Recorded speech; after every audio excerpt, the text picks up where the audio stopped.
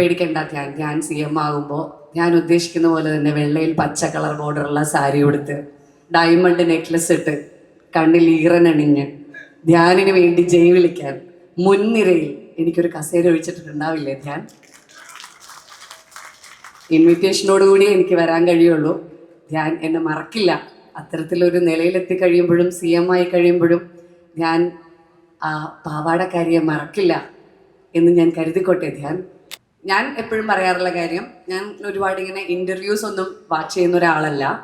Social media അങ്ങനെ വലുതായിട്ട് കാണാറില്ല. ഞാൻ എൻ്റെ എന്തെങ്കിലും ഇൻ്റർവ്യൂ കൊടുത്താൽ അതൊന്നും സോഷ്യൽ മീഡിയയിൽ കാണാറില്ല. പക്ഷേ വെനെവർ ഐ ഫീൽ ലോ, ലൈഫിൽ എന്തെങ്കിലും ഒരു ക്രൈസിസ് ഫീൽ ചെയ്ത് ഭയങ്കര ലോ ആയിട്ടിരുന്ന ഇമ്മീഡിയറ്റ്ലി ഞാൻ യൂട്യൂബിൽ പോയിട്ട് ടൈപ്പ് ചെയ്യും ധ്യാൻ ശ്രീനിവാസൻ ഇൻ്റർവ്യൂ. അല്ലെങ്കിൽ ഇതിന് മുന്നേ ഞാൻ ടൈപ്പ് ചെയ്തിരുന്നത് ശ്രീനിവാസൻസ് ഇൻ്റർവ്യൂ എന്നാണ്. കാരണം ശ്രീനിവാസൻ സാറിൻ്റെ നർമ്മം എനിക്ക് ഭയങ്കര ഇൻട്രസ്റ്റിംഗ് ആയിട്ട് തോന്നിയിട്ടുണ്ട്. ഇവൻ സംസാരിക്കാൻ ക്ലാരിറ്റി കുറഞ്ഞിരുന്ന സമയത്ത് പോലും അദ്ദേഹം സംസാരിക്കുന്ന കൗണ്ടേഴ്സിൻ്റെ അത്രയൊന്നും ചിലപ്പോൾ ധ്യാനിന് പറയാൻ അത്രയ്ക്കും ഇത് പറയാൻ കഴിയാറില്ല. പക്ഷേ ധ്യാൻ എൻ്റെ വലിയൊരു എന്താ പറയുക, എൻ്റെ മാത്രമല്ല ഒരുപാട് മലയാളികൾക്ക് വലിയൊരു സ്ട്രെസ് ബസ്റ്ററാണ് ധ്യാൻ. സോ ഏറ്റവും കൂടുതൽ ധ്യാനിനോട് എല്ലാവർക്കും തോന്നുന്ന കണക്ഷൻ എന്ന് പറയുന്നത് വളരെ സ്ട്രെയിറ്റ് ഫോർവേഡ് ആയിട്ടും ഓപ്പൺ ആയിട്ടും സംസാരിക്കുന്നതുകൊണ്ടാണ്.